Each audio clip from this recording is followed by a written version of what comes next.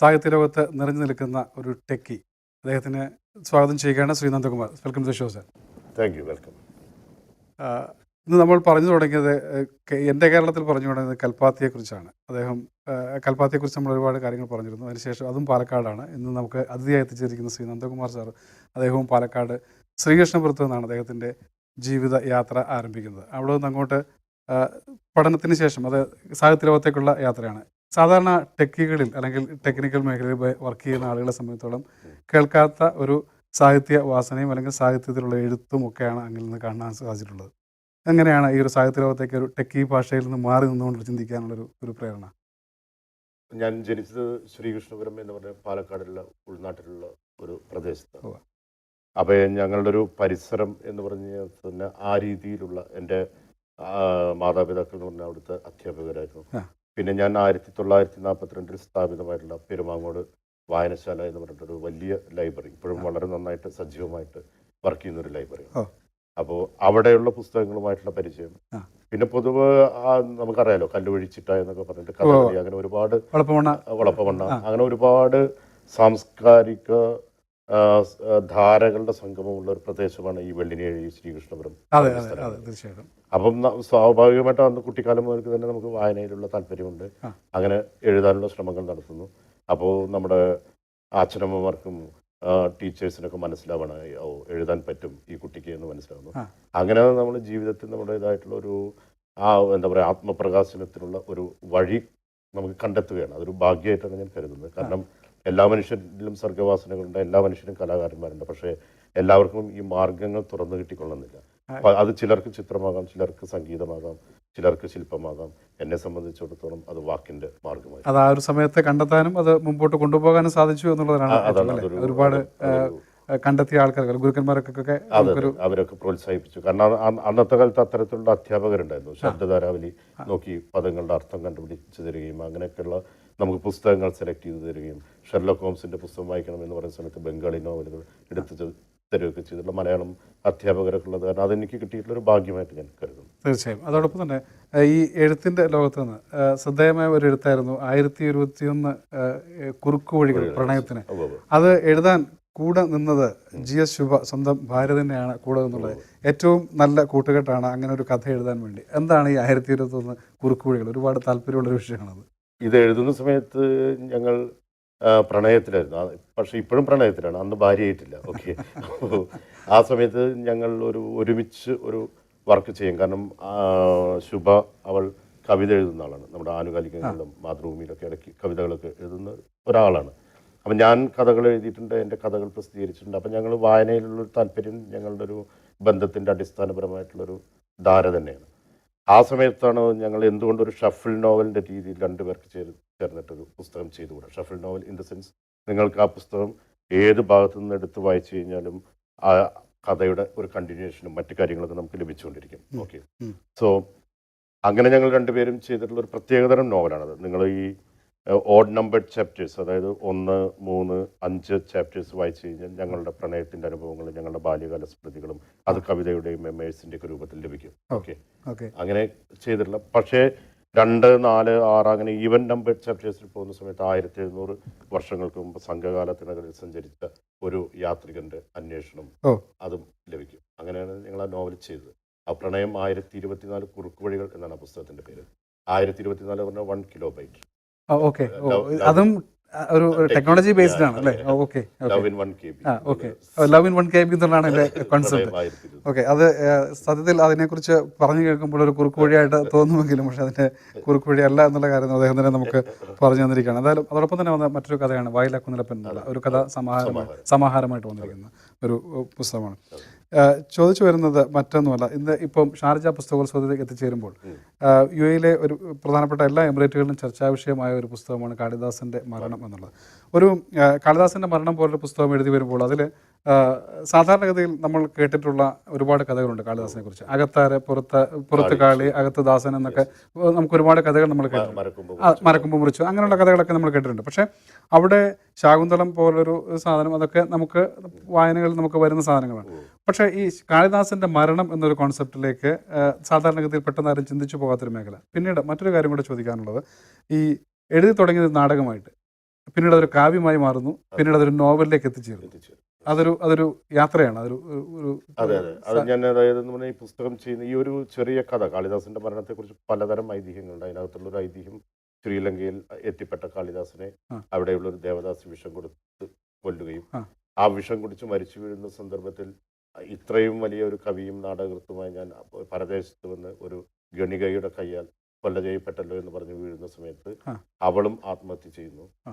അവളുടെ കാമുകനായിട്ടുള്ള ശ്രീലങ്കയിലെ രാജാവും അവരുടെ രണ്ടുപേരുടെയും ചിതയിൽ ചാടി ആത്മഹത്യ ചെയ്യുന്നു എന്ന് പറഞ്ഞുള്ളൊരു എന്താ പറയുക, അങ്ങേയറ്റം ട്രാജിക് ആയിട്ടുള്ള ഒരു കഥയാണ് കാളിദാസൻ. എഴുതി തുടങ്ങുമ്പോൾ ശരിയാണ്, ഒരു നാടകത്തിനുള്ള എല്ലാ സ്കോപ്പും ഉള്ള ഒരു സാധനം തന്നെയാണ് അല്ലേ? പിന്നെ മാത്രവുമല്ല, കാളിദാസൻ എന്ന് പറഞ്ഞാൽ ലോകം കണ്ടിട്ടുള്ള ഏറ്റവും വലിയ ഒരു അതെ. നാടകമാണ്. ഗെയ്ത്തെ പറഞ്ഞിട്ടുള്ള ശാകുന്തളം വായിച്ചിട്ട് ഗെയ്ത്തെ എന്നുള്ള ജർമ്മൻ പോയിട്ട് പറഞ്ഞിട്ടുള്ള ഒരു കാര്യം എന്താണെന്ന് വെച്ച് കഴിഞ്ഞാൽ, ഈ ഭൂമിയിൽ സ്വർഗവും നരകവും പൂക്കളും സങ്കടവും പ്രണയവും ദുഃഖവും എല്ലാം ഒരൊറ്റ സ്ഥലത്ത് കാണണം എന്നുണ്ടെങ്കിൽ ഞാൻ ശാകുന്തളത്തിൽ നോക്കും എന്നാണ് ഗെയ്ത്തെ പറഞ്ഞിട്ടുള്ളത്. ഓക്കെ, അപ്പോൾ അതുപോലെയുള്ള ഒരു കാളിദാസനെ നമ്മൾ പിന്തുടരാൻ കുട്ടിക്കൃഷ്ണമാരാരുടെ സഹായമുണ്ട്. അങ്ങനെ ഒരുപാട് വർക്കുകൾ വന്നിട്ടുണ്ട് കാളിദാസനെ കുറിച്ചിട്ട്.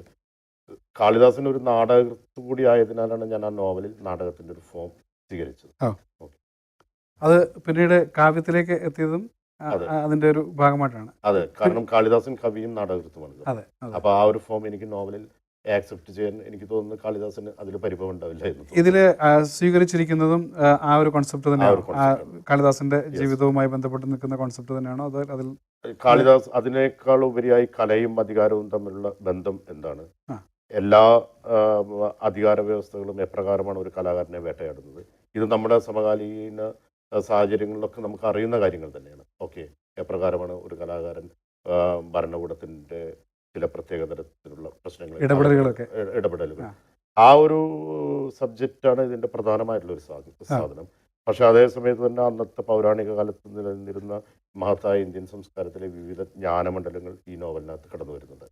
അതായത് വരരുചി എന്ന് പറഞ്ഞാൽ പ്രാകൃതത്തിന് വ്യാകരണം രചിച്ച മഹാനായിട്ടുള്ള വൈയാകരനാണ്. അമരസിംഹൻ എന്ന് പറഞ്ഞാൽ അമരകോശം എന്ന വളരെ വിപുലമായ ലെക്സിക്കോൺ രചിച്ചിട്ടുള്ള ആളാണ്.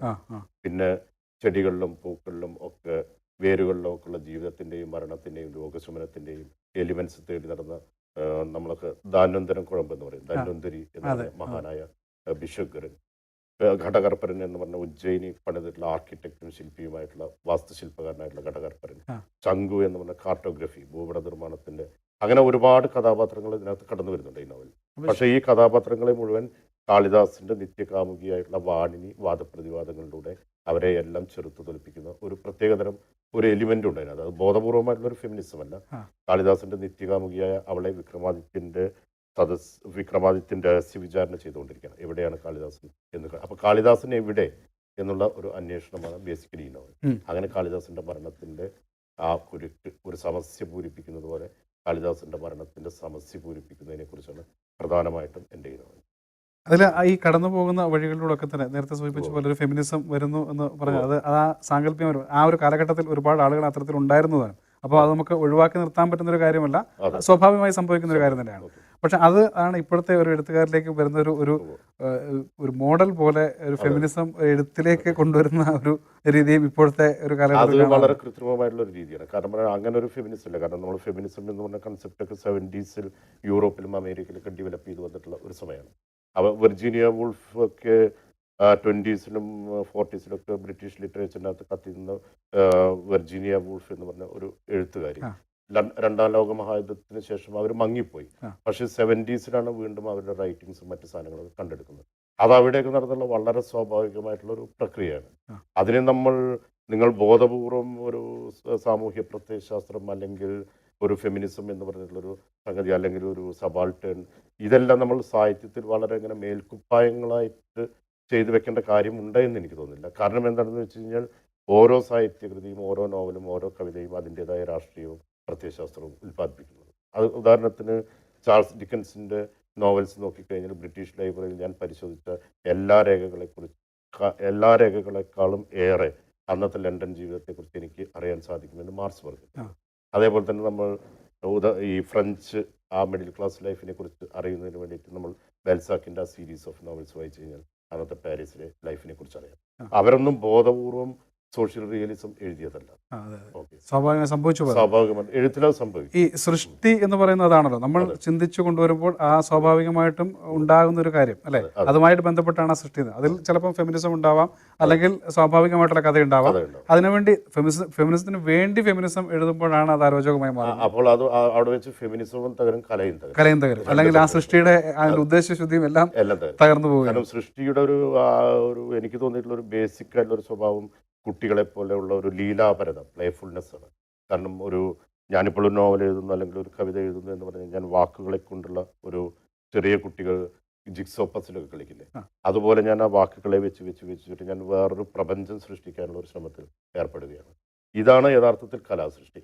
ഓരോ കലാസൃഷ്ടിയും നമ്മളിപ്പോൾ ഒരു പെയിൻറ്റിങ്ങിന് എടുത്തു കഴിഞ്ഞാലും, അല്ലെങ്കിൽ ഒരു സംഗീത ശില്പം എടുത്തു കഴിഞ്ഞാലും, അല്ലെങ്കിൽ നിങ്ങളൊരു സിനിമ വലിയ സംവിധായകർക്ക് ചെയ്തുള്ള സിനിമകൾ നോക്കിക്കഴിഞ്ഞാലെല്ലാം അതിനകത്ത് ഒരു ചെറിയ കുട്ടിയുടെ ലീലാപരത, ഒരു പ്ലേഫുൾനെസ് നമുക്ക് കാണാൻ കഴിയും. ഈ ഒരു ആകാംക്ഷയും പ്ലേഫുൾനെസ്സും നഷ്ടപ്പെടുന്ന നിമിഷം കല ഇല്ലാതാകുന്നു എന്നാണ് എൻ്റെ വായനയുടെയും എഴുത്തിൻ്റെയും ഒരു അനുഭവം. നമ്മൾ തുടങ്ങി വെച്ചപ്പോൾ ശ്രീകൃഷ്ണപുരത്തു നിന്ന് തുടങ്ങി അതെ, എന്ന് അതെ. പറഞ്ഞു. അവിടെ നിന്ന് അങ്ങോട്ട് Wipro technology Bangalore. Tanzania, Bangalore base ചെയ്ത കമ്പനിയുടെ ടാൻസാനിയയിൽ ഞാൻ കാറ്റ്സ്നെറ്റ് എന്ന് പറഞ്ഞിട്ട് വേറൊരു ISP, ഞാൻ വിപ്രോയിലാണ് കുറച്ചു കാലം വർക്ക് ചെയ്തിരുന്നു. കാരണം അറിയാമല്ലോ, നമ്മുടെ നാട്ടിലിപ്പോൾ BTech അല്ലെങ്കിൽ എന്തെങ്കിലും ഒരു ടെക്നിക്കൽ സർട്ടിഫിക്കേഷനുള്ള ആളുകൾക്ക് നാട്ടിൽ ജോലി കിട്ടാത്ത വളരെ ബുദ്ധിമുട്ടുണ്ട്. അതെ. നമ്മൾ തോൾ ബാഗിലാക്കിയിട്ട് അതെ. നമ്മൾ എവിടെ നമ്മള് നാടുവിടുക എന്നുള്ളതാണ്. ബോംബെക്ക് എവിടേക്കെങ്കിലും വണ്ടി കയറും. അതെ. അപ്പോൾ അതിൻ്റെ ഭാഗമായിട്ട് ഞാൻ ആദ്യം പോയത് ഡൽഹിക്കാണ്. ഡൽഹിയിൽ അന്നത്തെ കാലത്ത് എൻ്റെ ജേർണലിസ്റ്റ് ആയിട്ടുള്ള സുഹൃത്തുക്കളും സാഹിത്യകാരന്മാരൊക്കെ ഉള്ള സുഹൃത്തുക്കൾ പറഞ്ഞു ഡൽഹി ആയിരിക്കും എനിക്ക് പറ്റിയൊരു സ്ഥലം. കാരണം അവിടെ അന്ന് വിജയൻ, അങ്ങനെയുള്ള മുകുന്ദൻ, അങ്ങനെയുള്ള വലിയ വലിയ എഴുത്തുകാരൊക്കെ താമസിക്കുന്ന ഒരു സ്ഥലമാണ്. അപ്പോൾ ആ ഒരു സാഹിത്യ പരിസരം ഒക്കെ നിനക്ക് ഒരു ജോലിക്ക് അപ്പുറത്തേക്ക് നമുക്ക് സമ്മതിക്കാനുള്ള ഒരു സാഹചര്യം കൂടി കിട്ടും. അങ്ങനെ ഞാൻ ഡൽഹിയിൽ എത്തപ്പെടുന്നു. പിന്നെ അതൊക്കെ കഴിഞ്ഞ് വീണ്ടും ഈ നമ്മൾ ടെക്നോളജി അപ്ഡേറ്റ് ചെയ്തുകൊണ്ടിരിക്കണം എന്നുള്ളതിൻ്റെ ഭാഗമായിട്ട് ഈ മൈക്രോസോഫ്റ്റ് സർട്ടിഫിക്കേഷൻ അങ്ങനെ കുറച്ച് കാര്യങ്ങളൊക്കെ ചെയ്തതിൻ്റെ ഭാഗമായിട്ട് വിപ്രോയിൽ ജോയിൻ ചെയ്തു. അങ്ങനെ ബാംഗ്ലൂർ കുറച്ച് കാലം വർക്ക് ചെയ്തിരുന്നു. അതിനിടയ്ക്കാണ് എനിക്ക് ഈ ടാൻസാനിയ എന്ന് പറഞ്ഞിട്ടുള്ള ഈസ്റ്റ് ആഫ്രിക്കൻ രാജ്യത്തേക്ക് പോകാനുള്ള ഒരു അവസരം ലഭിച്ചത്. അങ്ങനെ ഞാൻ ദാറസ്സലാം എന്ന് പറഞ്ഞാൽ, ദാറസ്സലാം എന്ന് MTയുടെ വളരെ രസകരമായിട്ടുള്ള കഥയുണ്ട്. ദാറസ്സലാം എന്ന് പറഞ്ഞ സ്ഥലത്ത് അവിടെ കാറ്റ്സ്നെറ്റ് ISP എന്ന് പറഞ്ഞിട്ടുള്ള ഒരു ISPയിൽ നെറ്റ്വർക്ക് എഞ്ചിനീയറായിട്ട് വർക്ക് ചെയ്യായിരുന്നു. അത് വളരെ രസകരമായിട്ടുള്ള എനിക്ക് വളരെ ഗംഭീരമായിട്ടുള്ള അനുഭവങ്ങളും മറ്റൊക്കെ. ഞാൻ പുതിയ മനോരമയുടെ ഓണപ്പതിപ്പിനകത്ത് ആ ടാൻസാനിയ ബേസ് ചെയ്തിട്ടുള്ള ഒരു വലിയ ദീർഘമായിട്ടുള്ള ഒരു കഥ ചെയ്തിട്ടുണ്ട്. അതാണ് എൻ്റെ ഏറ്റവും അവസാനം വന്ന കഥ.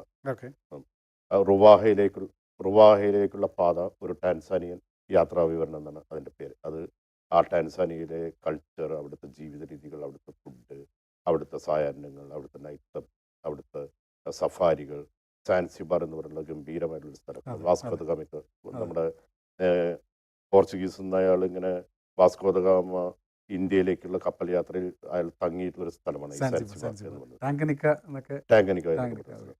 വളരെ വേറെ പല പ്രത്യേകതകളുള്ള ഒരു പ്രത്യേകതരം സ്ഥലമാണ്. പിന്നെ മാത്രമല്ല നമുക്ക് അറിയാം, നമ്മളിപ്പോൾ ഇംഗ്ലീഷ് മ്യൂസിക്കിലും മറ്റൊക്കെ കേൾക്കുന്ന, വെസ്റ്റേൺ മ്യൂസിക്കൊക്കെ കേൾക്കുന്ന ഡ്രംസും മറ്റ് സംഗതികളൊക്കെ തന്നെ ഈ ആഫ്രിക്കൻ കാട്ടുചെണ്ടകളാണ്. അപ്പോൾ അവരുടേതായിട്ടുള്ള മ്യൂസിക്, അത് അങ്ങനെയുള്ള ഒരുപാട് എക്സ്പീരിയൻസിനകത്ത് കൂടെ എനിക്ക് കടന്നു പോകാൻ സാധിച്ചു. ആ ഒരു സമയത്തെ സാഹിത്യ പ്രവർത്തനം എങ്ങനെയായിരുന്നു? ടാൻസാനിയ പോലൊരു സ്ഥലത്ത് ചെന്ന് കഴിയുമ്പോൾ അവിടെ നമുക്ക് വായിക്കാൻ ഒരുപാട് സമയം ഒരു പക്ഷേ കിട്ടിയിട്ടുണ്ടാവാം. പക്ഷേ എഴുത്തിൻ്റെ ഒരു കാര്യത്തിലൊന്നും അന്ന് നടന്നില്ല. അത് ഒന്നാമത്തെ കാര്യം നമ്മുടെ ഈ IT ജോലി എന്ന് പറഞ്ഞ ഒരു തരത്തിൽ നമ്മളെ 24 മണി അങ്ങനെയാണ് കേട്ടിട്ടുള്ളത് സാധാരണ. ഈ ഒരു ജോലിയുടെ പ്രത്യേകത അങ്ങനെയാണ്. അതെ, അപ്പോൾ നമ്മൾ ഷിഫ്റ്റുകളിൽ വർക്ക് ചെയ്യണം. അപ്പോൾ നമുക്ക് ഉറക്കം എല്ലാം പ്രശ്നമാണ്. നമ്മുടെ ബയോ ക്ലോക്ക് വരെ തെറ്റും. ഓക്കെ, ആ സമയത്തുള്ള എഴുത്ത് നടന്നില്ല. പക്ഷേ അതിൻ്റെ അനുഭവങ്ങൾ എനിക്ക് പിന്നീടുള്ള എൻ്റെ എഴുത്തുകളിലും മറ്റ് ഇതിലൊക്കെ അങ്ങേയറ്റം സഹായകരമായിരുന്നു. അത് കടന്നു വന്നു. കാരണം നമ്മളൊരു മലയാളം, കേരളം എന്ന് പറഞ്ഞ ഒരു പ്രദേശം വിട്ടിട്ട് വളരെ ഡിഫറൻ്റ് ആയിട്ടുള്ള ഒരു കൾച്ചറിനകത്തൊക്കെ ജീവിക്കുന്ന സമയത്താണ് നമുക്ക് ലോകത്തിനെ കുറിച്ചുള്ള വേറെ നമ്മുടെ വീക്ഷണങ്ങളൊക്കെ മാറുകയും നമ്മുടെ ഇൻഹിബിഷൻസിനകത്ത് നിന്ന് നമ്മൾ എങ്ങനെയൊക്കെ പുറത്തു ചാടുകയും. ഇതിനിടയിൽ ഒരു സിനിമയ്ക്ക് വേണ്ടിയുള്ള കഥ, സിനിമയ്ക്ക് വേണ്ടി എഴുതിയതല്ല, പക്ഷേ ഒരു സൈബർ ലോകത്തെ കഥകളെ കുറിച്ച് എഴുതി വന്നത് അത് സിനിമയായി മാറുകയാണ്. പക്ഷെ അതൊരു അന്താരാഷ്ട്ര തലത്തിലേക്ക് എത്തിച്ചേരുകയും ചെയ്തു. അതിന്റെ ഒരു ഡീറ്റെയിൽസിലേക്ക് കടന്നു കഴിഞ്ഞാൽ അത് ഞാൻ 1992 മറ്റേ മലയാളം വാരികയിൽ S ജയേന്ദ്രൻ നായരൊക്കെ എഡിറ്ററായിട്ടിരിക്കുന്ന സമയത്ത് ഒരു വാർത്താളി സൈബർ സ്പേസിൽ ഒരു പ്രണയ നാടകം എന്ന് പറഞ്ഞിട്ടൊരു സീരിയലൈസ് ചെയ്ത് വന്നിട്ടുള്ള ഒരു നോവലിലെ ഉണ്ടായിരുന്നു. അതിനകത്ത് പ്രധാനമായിട്ടും ആ കഥ പ്രധാനമായിട്ടും കൈകാര്യം ചെയ്യുന്നത് അന്ന് യഥാർത്ഥത്തിൽ കമ്പ്യൂട്ടർ ഇതൊന്നും ഇങ്ങനെ അതിൻ്റെ ഒരു ശൈശവാവസ്ഥയിലാണ് കേരളത്തിലും ഇന്ത്യയിൽ തന്നെ. അതെ. ഇതുപോലത്തെ നമ്മൾ ടെലിഫോൺ ഉപയോഗിച്ചിട്ടുള്ള ഇൻ്റർനെറ്റും അങ്ങനെയൊക്കെയുള്ള കാര്യങ്ങളാണ്. അതെ. മോഡം ഒക്കെ ഉപയോഗിച്ചിട്ടുള്ള അതെ. ഒരു സംഗതി. ആ സമയത്താണ് ഈ സൈബർ സ്പേസ് അല്ലെങ്കിൽ ഹൈപ്പർ റിയാലിറ്റി എന്നൊക്കെ പറഞ്ഞാൽ അതൊക്കെ വലിയ രീതിയിൽ ആ, ബോധ്യോ എന്നൊക്കെ പറഞ്ഞുള്ള ഫ്രഞ്ച് ഫിലോസഫേഴ്സൊക്കെ കൈകാര്യം ചെയ്തിട്ടുള്ള ഹൈപ്പർ റിയാലിറ്റി എന്നൊക്കെ ഇമാജിനറി ആണ്. ഇമാജിനറി ആ. ലോകമാണത്. ആ. അത് വേറൊരു ലോകം തന്നെയാണ്. അതെ. ഇന്നിപ്പോൾ പലർക്കും പരിചിതമായിട്ടുള്ള നമുക്കറിയാം അതെ. ഒരു വീഡിയോ കോൺഫറൻസിങ് നമുക്ക് ലോകത്തിൻ്റെ വിവിധ ഭാഗങ്ങളിലുള്ള ആളുകളുമായി ഇരുന്ന് ഒരേ സമയത്ത് ഡിസിഷൻസ് എടുക്കാം. തീർച്ചയായും. അതേപോലെ ടെലി സർജറി അതെ. വളരെ കോംപ്ലിക്കേറ്റഡ് ആയിട്ടുള്ള ഒരു സർജറി അമേരിക്കയിൽ നടത്തുന്ന സമയത്ത് തന്നെ ഇന്ത്യയിലുള്ള ഡോക്ടേഴ്സിനും യൂറോപ്പിലുള്ള ഡോക്ടേഴ്സിനും ഒക്കെ തന്നെ ആ സർജറിയിൽ ഈ നിങ്ങൾക്ക് സൈബർ സ്പേസ് വഴിക്ക് ഇടപെടാൻ സാധിക്കും. ആ. ഓക്കെ, ആ ഒരു പ്രത്യേക ലോകത്തുള്ള മനുഷ്യബന്ധങ്ങൾ എന്താണ്, ഉം. എന്താണ് പ്രണയം, എന്താണ് വിരഹം, എന്താണ് വിട്ടുമാറൽ എന്നുള്ള ചില കാര്യങ്ങളെക്കുറിച്ച് ചർച്ച ചെയ്യുന്ന ഒരു നോവലിലായിരുന്നു ആ. അത്. പിന്നീട് വിപിൻ വിജയ് എന്ന് പറഞ്ഞ സത്യേന്ദ്ര അതെ. ഫിലിം ഇൻസ്റ്റിറ്റ്യൂട്ടിൽ നിന്ന് സംവിധാനം കഴിഞ്ഞ് ഇറങ്ങിയിട്ടുള്ള വിപിൻ വിജയ് എന്ന് പറഞ്ഞ ആള് അത് സിനിമയാക്കി മാറ്റി. നിരവധി അവാർഡുകൾ ലഭിച്ചു. അത് ക്യാമറമാനും 2011 അത് സിനിമ ചെയ്ത്. അപ്പോൾ 2011 സിനിമയായ സമയത്ത് അതിന് സൗണ്ടിന് നാഷണൽ അവാർഡ് ഉണ്ടായിരുന്നു, ആ. Special jury award for the director. പിന്നെ നമ്മുടെ ഷഹനാദ് ജലാൽ എന്ന് പറഞ്ഞ ക്യാമറാമാന് സ്റ്റേറ്റ് അവാർഡ് അതിന് ലഭിച്ചു. അങ്ങനെ 2-3 സ്റ്റേറ്റ് അവാർഡ്സും നാഷണൽ അവാർഡ്സും ലഭിച്ചു. പിന്നെ റോട്ടർഡാം, ഈ സെയിൻറ്റ് പീറ്റേഴ്സ്ബർഗ്, സാൻ ഫ്രാൻസിസ്കോ, അങ്ങനെ വളരെ ഇമ്പോർട്ടൻ്റ് ആയിട്ടുള്ള 10-24 ഇൻ്റർനാഷണൽ ഫെസ്റ്റിവൽസിന് പോയി ഇത്തരം പുരസ്കാരങ്ങൾ ലഭിക്കും. ഗംഭീരം. ശ്രീ നന്ദകുമാർ നമ്മൾക്ക് പറഞ്ഞു തന്നത് ചിത്രസൂത്രം എന്ന സിനിമയുടെ കഥകളും അതുണ്ടാവാനുള്ള കാരണങ്ങളും അതിന് ബാക്കിയുള്ള പിന്നാമ്പുറ കഥകളുമാണ് ഇപ്പോൾ പറഞ്ഞു തന്നത്. തിരിച്ച് നമ്മളിപ്പോൾ വീണ്ടും ഷാർജ പുസ്തകോത്സവത്തിലേക്ക് എത്തിച്ചേരുമ്പോൾ ഓ. നിരവധി പുസ്തകങ്ങൾ പ്രകാശിപ്പിക്കാനുള്ള ഒരു വേദിയാണ് Yes. ഷാർജ പുസ്തകോത്സവം എന്ന് ഓ. പറയുന്നത്. ഒരുപാട് എഴുത്തുകാർ, ഉം. ഇവിടെയുള്ള ഒരുപാട് എഴുത്തുകാർ, അവർക്കൊക്കെ ഒരു അവസരമാണ് ഇത്. അതെ. അതിനെക്കുറിച്ചുള്ളൊരു കാഴ്ചപ്പാട് എങ്ങനെയാണ് ഷാർജ പുസ്തകോത്സവത്തെക്കുറിച്ച്? ഷാർജ പുസ്തകോത്സവം ഇന്നിപ്പോൾ ലോകത്ത് നടക്കുന്ന 3ാമത്തെ ഏറ്റവും പ്രധാനപ്പെട്ട ഒരു പുസ്തകോത്സവം. പുസ്തകോത്സവം. നമ്മൾ ഫ്രാങ്ക്ഫർട്ട് ആ. ബുക്ക് ഫെസ്റ്റ് പോലെയൊക്കെ തന്നെ അതിന് ഈക്വലൻ്റ് ആയിട്ട് ഇങ്ങനെ വന്നുകൊണ്ടിരിക്കുന്ന ഒരു ബുക്ക് ഫെസ്റ്റ്. ഞാൻ ഇപ്പോൾ ആ വെന്യൂവിൽ പോയിട്ടുണ്ടായിരുന്നു. ആ. അങ്ങേയറ്റം അത്ഭുതകരമായിട്ടുള്ളൊരു ഒരു പ്രത്യേകിച്ചും എഴുത്തുകാരെ സംബന്ധിച്ചിടത്തോളം അല്ലെങ്കിൽ വായനക്കാരെ സംബന്ധിച്ചിടത്തോളം വളരെ മാജിക്കലായിട്ടുള്ളൊരു സംഗതിയാണ് നമ്മൾ ഫീൽ ചെയ്യുക. കാരണം അത്രമാത്രം പുസ്തകങ്ങൾ, അത്രമാത്രം ആളുകൾ, പലതരം സാഹിത്യ ചർച്ചകൾ, പലതരം നമ്മുടെ നാട്ടിൽ നിന്നും. അതുപോലെ തന്നെ നമുക്കറിയാം ഇവിടെ UAE വർക്ക് ചെയ്യുന്ന മലയാളികളെ സംബന്ധിച്ചിടത്തോളം അവരുടെ ജീവിതം എന്ന് പറഞ്ഞ സാധനത്തിൻ്റെ അതിൻ്റെ തിരക്കും കാര്യങ്ങളും. 4:30 മണിക്ക് എഴുന്നേറ്റ് 7 മണിക്ക് ഓഫീസിലെത്തി തിരിച്ച് അങ്ങേയറ്റം തിരക്ക് പിടിച്ചൊരു ജീവിതത്തിനകത്ത് അവരെ സംബന്ധിച്ചുള്ള എനിക്ക് തോന്നുന്നു കേരളത്തിലുള്ള മലയാളികളെക്കാളൊക്കെ കൂടുതൽ ആത്മാർത്ഥമായിട്ടും കൂടുതൽ ഇൻറ്റൻസിറ്റിയോടുകൂടിയും കൂടുതൽ സത്യസന്ധമായിട്ടും സാഹിത്യത്തെയും സംസ്കാരത്തെയും പൊളിറ്റിക്സിനെയൊക്കെ സമീപിക്കുന്നത് പുറത്ത് ഇവിടെ ജീവിക്കുന്ന മലയാളികളാണെന്നുള്ള എൻ്റെ ഒരു ഫീൽ. അതൊരു വലിയൊരു അംഗീകാരമാണ്. തീർച്ചയായും അതെ, ഇവിടെ അതെ. പുറത്തുനിന്ന് വരുന്ന UAE-യിൽ ജീവിക്കാത്ത അല്ലെങ്കിൽ അതെ. ഗൾഫ് രാജ്യങ്ങളിൽ ജീവിക്കാത്ത പുറത്തുനിന്ന് വരുന്ന ആളുകളൊക്കെ പറയുന്ന ഒരു കാര്യമാണ് നമ്മുടെ നാടിൻ്റെ സാംസ്കാരിക തനിമ നിലനിർത്താനും അതെ. അല്ലെങ്കിൽ സാഹിത്യ ലോകത്തെ അഭിരുചികൾ വളർത്താനും ഒക്കെ പ്രവാസികൾ കാണിക്കുന്ന ഒരു ഉത്സാഹം അതെ. അത് നാട്ടിൽ ഇല്ല എന്ന് തന്നെയാണ് എല്ലാവരും പറയുന്നത്. അതെ, അത് ഒരു നമ്മൾ പറയുന്ന ഒരു വളരെ ലളിതമായിട്ടൊരു ഗൃഹാതുരത്വം മാത്രമായിട്ട് എനിക്ക് ഫീൽ ചെയ്യുന്നില്ല. ഉം. മറിച്ച് ഒരുപാട് സാക്രിഫൈസസും ത്യാഗങ്ങളൊക്കെ ചെയ്തിട്ടാണ് ഇവിടെ ഈ അതെ. നമ്മൾ ജീവിക്കുന്നത്. തീർച്ചയായും അപ്പോൾ അതിൻ്റെ ഭാഗമായി തന്നെ ശരിക്കും സത്യം പറഞ്ഞാൽ നാട്ടിൽ ജീവിക്കുന്ന ആളുകളുടെ സുഖ സൗകര്യങ്ങളൊന്നും ഇവിടെ ഇല്ല. സത്യം പറഞ്ഞ ആളുകൾ സത്യമാണ്. പണം അല്ലല്ലോ അതെ, പ്രശ്നം, അതെ. ജീവിതമല്ലേ ജീവിതമാണ്. ഇഷ്യൂ. അതെ. അപ്പോൾ അതിൻ്റെ ഭാഗമായിട്ട് തന്നെ അവരുടെ ഒരു സമീപനത്തിനകത്ത് ഞങ്ങളെപ്പോലുള്ള സാഹിത്യകാരന്മാരൊക്കെ നാട്ടിൽ നിന്ന് വരുന്ന സമയത്ത് കിട്ടുന്ന റെസ്പോൺസ്, ആ സ്നേഹം, അത് തന്നെയാണ് ഞങ്ങളെ സംബന്ധിച്ചിടത്തോളം ഈ എഴുതാനുള്ളതിനുള്ളൊരു ഊർജ്ജവും മറ്റ് സംഗതികളൊക്കെ. അനുഭവങ്ങളും കുറവാകും ഇവിടെ അതെ, ഉള്ളവർക്ക് അല്ലേ? അതെ. എഴുതി പിടിപ്പിക്കണമെങ്കിൽ അവർക്ക് പണ്ടെങ്ങോ വായിച്ചു വെച്ച കഥകളുടെ അതെ. ബാക്കി പത്രമായിട്ട് എഴുതാൻ എന്നല്ലാതെ സ്വന്തം ജീവിതത്തിലെ അനുഭവങ്ങൾ പകർത്തി വെക്കാനുള്ള ഒരു അവസരങ്ങളും ഇവിടെ ഉള്ളവർക്ക് അതെ. ഇവിടെയുള്ള ഒരു കാഴ്ച കാണാന്നുള്ളത്. ഇപ്പം നാട്ടിൽ അതെ. സാറിപ്പം കാളിദാസനെ കുറിച്ച് പറഞ്ഞ അതുപോലുള്ള കഥകളെ കുറിച്ച് കടക്കണമെങ്കിൽ ഒരു പക്ഷെ വായിച്ചുള്ള അറിവുണ്ടാവണം. അതല്ലെങ്കിൽ നമുക്ക് ജീവിതത്തിൽ സംഭവിക്കുന്ന ചില കാര്യങ്ങളെ കുറിച്ചായിരിക്കും എഴുതുന്നത്. കടന്നു പോകണം. Yes. ഇത് നമുക്കിവിടെ അതിനുള്ളൊരു സാഹചര്യം ഇല്ലാത്തിടത്തൊന്നും എനിക്കിവിടെ വന്നപ്പോൾ തോന്നിയൊരു കാര്യം, ഇവിടെയുള്ളൊരു ആൾ ഒരു നോവൽ എഴുതുകയാണെങ്കിൽ അതെങ്ങനെയായിരിക്കും അതിൻ്റെ ഒരു രൂപം എന്ന് ഞാൻ ഇങ്ങനെ ആലോചിച്ചു. It might be A kind of flash novel.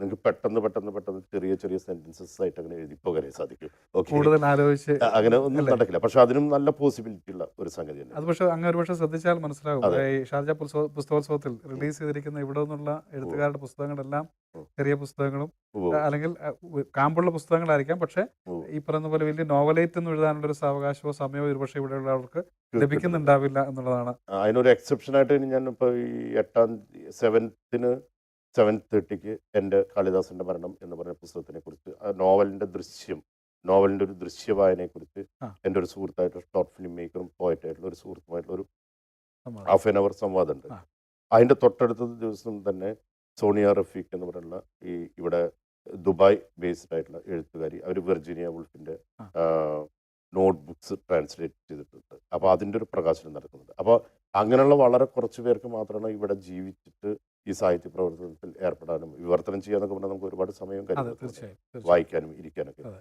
യഥാർത്ഥത്തിൽ ഒരു എഴുത്തുകാരന് വേണ്ടത് ഇരിക്കാൻ വേണ്ട ഒരു സ്ഥലവും അതിന് ആലോചിക്കാനും ചിന്തിക്കാനും വേണ്ട ഒരു സമയവുമാണ്. അതിവിടെ എത്രമാത്രം എഴുത്തുകാർക്ക് ലഭിക്കും എന്നുള്ളതിനെക്കുറിച്ച് എനിക്ക് ജോലിയുടെ അതിനെക്കുറിച്ച് പറയാൻ പറ്റും. തിരക്കുകൾക്കിടയിലേക്ക് ജോലിയും പോകുമ്പോൾ ഇതൊന്നും യു എയിൽ തന്നെ വിവിധ എമിറേറ്റുകളിൽ ഈ കാളിദാസന്റെ മരണത്തെക്കുറിച്ചുള്ള സംവാദം നടന്നു. നമ്മൾ നടന്നു. സംസാരിച്ച കാര്യം എങ്ങനെയായിരുന്നു? ആ ഒരു പുസ്തകത്തെ കുറിച്ചുള്ള റെസ്പോൺസ് സംസാരിച്ചു പോയ അവസരത്തിൽ അങ്ങ് പങ്കെടുത്ത വേദികളിൽ നിന്നൊക്കെ ഉണ്ടായിരുന്ന ഒരു അത് വളരെ അത്ഭുതകരമായിട്ടുള്ള റെസ്പോൺസസ് ആണ് എനിക്ക് ലഭിച്ചത്. കാരണം മിക്കവാറും എല്ലാ വേദികളിലും പ്രതീക്ഷിക്കുന്നതിനേക്കാൾ കൂടുതൽ സാഹിത്യാസ്വാദകന്മാരുണ്ടായിരുന്നു. മാത്രമല്ല അതിനകത്ത് തന്നെ 7-8 പേരെങ്കിലും ആ പുസ്തകം വായിച്ച് പ്രിപ്പയർഡായിട്ട് അതിനെക്കുറിച്ച് സംസാരിച്ചിരുന്നു. അത് വെറുതെ സാഹിത്യകാരനെ ചന്ദ്രിക സോപ്പ് ഇങ്ങനെ തേച്ച് കുളിപ്പിച്ച് സുഖിപ്പിക്കുന്ന പരിപാടി ഒന്നായിരുന്നു. അത് അവർ വളരെ ക്രിട്ടിക്കലായിട്ടും അതിൻ്റെ ഭാഷയെക്കുറിച്ച് എന്തുകൊണ്ട് ഇത്തരത്തിലുള്ള കാര്യങ്ങൾ വന്നു, എന്താണ് ഇതിൻ്റെ ഇങ്ങനെ ഉദ്ദേശിച്ചത്, എന്തുകൊണ്ട്, അങ്ങനെ വളരെ ഡീപ്പായിട്ടുള്ള ഡിസ്കഷൻസാണ് അവർ നടത്തിയത്. അത് എനിക്ക് തോന്നുന്നു ചിലപ്പോൾ നാട്ടിൽ നിന്ന് പോലും ഇങ്ങനെ ഒരു റെസ്പോൺസ് എനിക്ക് കിട്ടുമെന്ന് തോന്നുന്നില്ല. കാരണം ഞാൻ ഈ പുസ്തകം റിലീസായിട്ട് ഇപ്പോൾ 1.5 മാസമായിട്ടുള്ളൂ. അതെ അപ്പോൾ അതിൻ്റെ നാട്ടിൽ യഥാർത്ഥത്തിൽ അതിൻ്റെ ഡിസ്കഷൻസിന് വീണ്ടും വേറെ ഫങ്ഷൻസ് വരാൻ പോകുന്നേ ഉള്ളൂ. പക്ഷെ അതിനു മുമ്പ് ആദ്യമായിട്ട് തന്നെ ഇതിൻ്റെ ഡിസ്കഷൻസ് നടന്നത് UAE-യിലാണ് എന്നുള്ളത് തന്നെ വളരെ എനിക്ക് സന്തോഷകരമായിട്ട് പ്രത്യേകിച്ച് ഇത്രയും വലിയൊരു പുസ്തകോത്സവത്തിലായ അതെ പക്ഷേ ആ പുസ്തകം വരുന്നു, അതെ അതെ അതിനെക്കുറിച്ച് സംസാരിക്കുന്നു എന്ന് പറയുന്നത് അതെ ഒരു അതെ ഒരു ഒരു കാര്യം തന്നെ. ഇപ്പോൾ നമ്മൾ Abu Dhabi, Sharjah, Ras al Khaimah, Al Ain, Fujairah, ഈ പറഞ്ഞ എമിറേറ്റ്സിലുള്ള എല്ലാ സാഹിത്യ സദസ്സുകളിലും ഈ പുസ്തകത്തിൻ്റെ ഒരു ഡിസ്കഷൻ നടന്നു. അത് ഒരു എഴുത്തുകാരൻ എന്ന നിലയ്ക്ക് എനിക്ക് കിട്ടാവുന്ന ഏറ്റവും ഏറ്റവും വലിയ വലിയ ഒരു അംഗീകാരമാണ്. ആ, ഒരുപക്ഷെ നമ്മൾ ആദ്യം തുടങ്ങിയപ്പോൾ പറഞ്ഞതുപോലെ തന്നെ കാളിദാസന്റെ മരണം എന്നുള്ളൊരു കോൺസെപ്റ്റിലേക്ക് ഒരുപക്ഷെ ഇതിനു മുമ്പ് ഉം, ആരും കടന്നു പോകാത്തത് കൊണ്ടായിരിക്കാം ഉം, അതിന് അത്രത്തോളം ഒരു സ്വീകാര്യതയും അല്ലെങ്കിൽ ആ ഒരു തരത്തിലുള്ള ചർച്ചയ്ക്കും ഉം. വേദിയായിട്ടുണ്ടാവുക. അതെ ആരും അതെ പ്രതീക്ഷിക്കാത്തൊരു കോൺസെപ്റ്റുമായിട്ടാണ് കോൺസെപ്റ്റ് അങ്ങ് എത്തിച്ചേർന്നത്. അത് കാരണം സാധാരണഗതിക്ക് മരണം എന്ന് പറഞ്ഞാൽ തന്നെ ഒരു ആകാംക്ഷയാണല്ലോ. ഓക്കെ, അതെ നമ്മൾ തീർച്ചയായിട്ടും. സാധാരണ ആളുകൾ പത്രം എടുത്ത് കഴിഞ്ഞാൽ മരണ വാർത്ത അതെ വായിക്കുന്നത് അതെ പറഞ്ഞാൽ, പക്ഷേ കാളിദാസനെ പോലുള്ള ഒരു ഗ്രേറ്റ് പോയറ്റിൻ്റെ ഡെത്ത് ഹൗ വാസ് ഇറ്റ് എന്നുള്ളൊരു ഒരു ഒരു ആകാംക്ഷ. കാരണം വലിയ അഗാധമായ വായനയൊന്നും ഇല്ലെങ്കിൽ നമ്മൾ നേരത്തെ പറഞ്ഞ പോലെ അമർ ചിത്രകഥകളിലും മറ്റതൊക്കെ ഇരിക്കുന്ന കൊമ്പ് മുറിക്കുന്ന കാളിദാസനെ കുറിച്ചുള്ള കഥകളും അക അകത്താര് പുറത്ത് അതെ കാളി അതെ എന്ന് പറയുന്ന അതെ കഥകളും പുറത്തുകാളി അങ്ങനെ ഒരുപാട് ആയത്തുദാസൻ എന്ന് കഥകൾ പറഞ്ഞു. നമ്മൾ അതെ കേട്ടിട്ടുണ്ട്. അതെ അപ്പോൾ കാളിദാസനെ കുറിച്ച് നമുക്ക് ബോധപൂർവമോ അബോധപൂർവമോ നമ്മൾ മലയാളം വായിച്ചിട്ടുള്ള എല്ലാവർക്കും അറിയാം. ഈ കാളിദാസൻ വൈലോപ്പിള്ളിയുടെ കവിതയിലാണെങ്കിലും സുഗതകുമാരിയുടെ കവിതയിലാണെങ്കിലും അങ്ങനെയുള്ള കവിതകളിലൊക്കെ കാളിദാസൻ ഒരുപാട് കാളിദാസൻ്റെ ഉപമകളും അദ്ദേഹം ഉപയോഗിച്ചിട്ടുള്ള സങ്കല്പങ്ങളും പ്രപഞ്ച സങ്കല്പങ്ങളും പ്രകൃതി സങ്കല്പങ്ങളും ഒക്കെ കടന്നു വന്നിട്ടുണ്ട്. ഉജ്ജയിനി എന്ന് പറഞ്ഞ ONV-യുടെ കവിതയെക്കുറിച്ച് നമുക്കറിയാം. ഓക്കെ, അപ്പോൾ അതിനകത്തൊക്കെ എന്ന് പറഞ്ഞു കഴിഞ്ഞാൽ ഒരു എനിക്ക് തോന്നിയിട്ടുള്ള ഒരു പ്രശ്നം എന്ന് പറഞ്ഞാൽ കാളിദാസൻ മഹാനായിട്ടുള്ള ഒരു കലാകാരനായത് കാരണം അദ്ദേഹത്തിന് ഒരു വലിയ വിഗ്രഹമായിട്ടാണ് അവതരിപ്പിച്ചത്. അപ്പോൾ എന്നെ സംബന്ധിച്ചോളം കാളിദാസൻ എന്ന് പറഞ്ഞ ഒരു മനുഷ്യൻ എന്തായിരുന്നു, ഉം. ഒരു മനുഷ്യന് പറ്റാവുന്ന തെറ്റുകളും കുറ്റങ്ങളും എല്ലാമുള്ള ഒരു മനുഷ്യൻ തന്നെയായിട്ടാണ് എൻ്റെ കാളിദാസൻ അതിനകത്ത് കടന്നു വരുന്നത്. അതെ അതേസമയത്ത് തന്നെ അങ്ങേറ്റം ഉയർന്ന ദാർശനിക ചിന്തയുള്ള മനുഷ്യനും കവിത്വമുള്ള പ്രതിഭയുള്ള ആളും. അപ്പോൾ എനിക്ക് തോന്നിയിട്ടുള്ള കല എന്ന് പറഞ്ഞ സംഗതി അത് നിങ്ങളുടെ അബിരേഷൻസിന്, നിങ്ങളുടെ തെറ്റുകുറ്റങ്ങൾക്ക് വേണ്ടി കൂടി മാറ്റിവെക്കപ്പെട്ട ഒരു മണ്ഡലമാണ് എന്നാണ് കലയെക്കുറിച്ചുള്ള എൻ്റെ ഒരു നിരീക്ഷണം. അതുമാത്രമല്ല കാളിദാസൻ എന്നെ സംബന്ധിച്ചിടത്തോളം ഈ കണ്ടംപററി ആയിട്ടുള്ള ഒരു പോയറ്റ് അനുഭവിക്കുന്ന എല്ലാ പ്രശ്നങ്ങളും തന്നെ അന്നത്തെ കാലത്തുള്ള പൗരാണികമായിട്ടുള്ള രീതിയിലും കാളിദാസൻ അനുഭവിച്ചിട്ടുണ്ട് എന്നാണ്. കാരണം ഒരു എഴുത്തുകാരൻ അല്ലെങ്കിൽ ഒരു കലാകാരൻ അഭിസംബോധന ചെയ്യുന്ന പ്രശ്നങ്ങൾക്ക് എപ്രകാരമോ യൂണിവേഴ്സൽ ആയിട്ടുള്ള ഒരു സ്വഭാവമുണ്ട്. ആ രാജ്യത്തെക്കുറിച്ചൊക്കെ ഗംഭീരമായിട്ട് വർണ്ണിച്ചിട്ടുണ്ട്. മാളവിയെക്കുറിച്ചൊക്കെയുള്ള ഉവ്വ് ഉവ്വ്. വർണ്ണനകളും ഉജ്ജയിനി ഒക്കെ ഉജ്ജയിനി ഒക്കെ വർണ്ണനകൾ വർണ്ണനകളുണ്ട്. ഗംഭീരമായിരുന്നു അത്. ഈ ഈ ഇപ്പോഴത്തെ ഒരവസ്ഥയിൽ എങ്ങനെ എന്താണ് ഒരു സാഹിത്യ പ്രവർത്തനമായിട്ട് മുമ്പോട്ട് പോകുന്നത്? ഈ സാഹിത്യ ലോകത്തുള്ള മറ്റുള്ളവരുമായിട്ടുള്ള സംവാദങ്ങളും അല്ലെങ്കിൽ പ്രമുഖരായിട്ടുള്ള കൂടിക്കാഴ്ചകളോ അങ്ങനെയുള്ള കാര്യങ്ങളൊക്കെ എന്തെങ്കിലും സംഭവിക്കാറുണ്ടോ? ഞാൻ പൊതുവെ അങ്ങനെ ഒരു നമ്മുടെ സാഹിത്യ ലോകത്തുള്ള അങ്ങനെ ഒരു ഗ്രൂപ്പുകൾ അങ്ങനെ നിൽക്കുന്നത് എനിക്ക്, കാരണം അതിന് നമുക്ക് കാര്യമില്ല. പക്ഷേ അത് നമുക്ക് വളരെ ആത്മാർത്ഥതയുള്ള കവി സുഹൃത്തുക്കളും നാടക പ്രവർത്തകരും സിനിമാ പ്രവർത്തകരും എഴുത്തുകാരായിട്ടുള്ള സുഹൃത്തുക്കളും ഒക്കെയുണ്ട്. അല്ലാതെ വേറെ സാഹിത്യത്തിൽ അങ്ങനെ ഒരു ബന്ധങ്ങളൊന്നും ഇപ്പൊ നാട്ടിൽ കാരണം അതിന് സമയം അതിനുള്ളൊരു അവസരങ്ങളും കുറവാണല്ലേ? അതെ അതെ വളരെ പണ്ടൊക്കെ കുറവ്. ഈ സാഹിത്യകാരന്മാരൊക്കെ ഒന്നിച്ച് കൂടുന്ന ചില സംവാദങ്ങളും കാര്യങ്ങളും ഒക്കെ നടക്കാറുണ്ടായിരുന്നു. നാട്ടിൽ ഇപ്പം അതെല്ലാം കുറഞ്ഞു പോയി. കാരണം പണ്ട് ഒരു ചായക്കട ഉണ്ടെന്ന് പറഞ്ഞാൽ ആ ചായക്കടയ്ക്കകത്ത് മറ്റേ വിയറ്റ്നാം യുദ്ധം തൊട്ടുള്ള ഇന്റർനാഷണൽ അതെ, പൊളിറ്റിക്സ് തൊട്ടുള്ള എല്ലാം തീർച്ചയായും. ചർച്ച ചെയ്യപ്പെടുമായിരുന്നു. അതുപോലെ വായനശാലകളുടെ തിണ്ണകളിൽ എല്ലാ തരത്തിലുള്ള സാംസ്കാരിക ചർച്ചകളും കാവ്യ ചർച്ചകളും നടക്കുമായിരുന്നു. അത്തരം കാര്യങ്ങളൊക്കെ ഡിസപ്പിയർ ചെയ്തു. അത് ശരിയോ തെറ്റോ എന്ന് എനിക്കറിയാം. നമ്മളിപ്പോൾ ഫേസ്ബുക്കിലും വാട്സപ്പിലൊക്കെ ഉള്ള ചെറിയ ചെറിയ ഷോർട്ട് നോട്ട്സിനകത്തും അതെ, ചില സെന്റൻസിനകത്തും എല്ലാവരും നമ്മുടെ എക്സ്പ്രഷൻ ചുരുങ്ങുന്നു അല്ലെ? ഉള്ളിലേക്ക് തന്നെ ചുരുങ്ങുന്ന ഒരു അവസ്ഥ. ചുരുങ്ങുന്നു എന്ന് നമുക്ക് പറയാം. അതേസമയത്ത് നമ്മൾ വേറെ തരത്തിൽ എക്സ്പ്ലോർ ചെയ്യുകയും ചെയ്യുന്നുണ്ട്. കാരണം നിങ്ങൾ അതെ, അതെ. ഫേസ്ബുക്കിൽ നമുക്ക് ഒരു മറ്റൊരു ഒരു അതെ, അതെ. അതെ അതെ നമ്മുടെ മേഖലകൾ മാറുന്നു അല്ലേ? മാറുന്നു മാറുന്നു. മാറുന്നു അതോടൊപ്പം തന്നെ ഉം. എടുത്തു പറയേണ്ട ഒരു കാര്യം, പലരുടെയും പ്രയോറിറ്റീസ് മാറുന്നു. മറ്റു Right. പലതുമായി മാറുന്നു അല്ലേ? മാറുന്നു മാറുന്നു പണ്ടൊക്കെ യെസ് ഈ ഇത്തരത്തിലുള്ള പ്രവർത്തനങ്ങൾ ഇപ്പോൾ സാർ തന്നെ പറഞ്ഞു വന്നത് ഉം. അത് പ്രോത്സാഹിപ്പിക്കാനുള്ള അധ്യാപകരുടെയും ഗുരുക്കന്മാരുടെയും ഒക്കെ ഒക്കെ കാര്യം പറഞ്ഞു അല്ലേ? കാര്യങ്ങളുണ്ട്. അത്തരത്തിലുള്ള കാഴ്ചകളൊക്കെ കുറഞ്ഞു തുടങ്ങുന്ന ഒരു കാലഘട്ടത്തിലൂടെ നമ്മൾ അതെ സഞ്ചരിച്ചുകൊണ്ടിരിക്കുന്നത്. അതെ മാത്രമല്ല ഇതിപ്പോഴത്തെ ഒരു സാഹിത്യ താല്പര്യം വിമർശനം എന്നൊക്കെ പറഞ്ഞാൽ ഒരു UGC നിലവാരത്തിലുള്ള കാര്യങ്ങളാണ്. അപ്പം അത് അതിൻ്റെതായുള്ള പ്രശ്നങ്ങൾ അതെ, അതിനകത്തുണ്ട്. തീർച്ചയായിട്ടും. പക്ഷേ ഈ ഇത്തരത്തിലുള്ള വെല്ലുവിളികളൊക്കെ എല്ലാ കാലത്തും സാംസ്കാരിക ലോകത്ത് ഏത് രാജ്യത്തും ഏത് ചരിത്രഘട്ടത്തിലുള്ള സാഹിത്യകാരനെ അഭിമുഖീകരിക്കേണ്ടി വരും. പക്ഷേ നിങ്ങളുടെ പ്രതിഭ തന്നെയാണ് അതിനെയെല്ലാം നേരിടാനും അതായിട്ട് നമ്മൾ ഏറ്റുമുട്ടിയിട്ടാണെങ്കിൽ കാരണം ഏറ്റുമുട്ടലുകളില്ലാതെ ഒരു പുതിയ സംഗതി ഉണ്ടാവില്ലല്ലോ. അതെ. അത് സാധിക്കുന്നതെന്ന് തോന്നുന്നു. എന്തായാലും ഇന്നത്തെ കഫേ ഡി സ്റ്റോറീസിൽ നമ്മളോടൊപ്പം സമയം പങ്കുവച്ചത് പ്രശസ്ത സാഹിത്യകാരൻ ശ്രീ നന്ദകുമാറാണ്. അദ്ദേഹത്തിൻ്റെ മുമ്പോട്ടുള്ള സാഹിത്യ ലോകത്തെ എല്ലാ യാത്രകൾക്കും കഫേ ഡിയുടെ ഭാവുകങ്ങൾ, ചാനൽ ഡിയുടെ എല്ലാവിധ ആശംസകളും ഈ ഒരു അവസരത്തിൽ നേരുന്നു. Okay thank you sir. Thank U. നമസ്കാരം. നമസ്കാരം.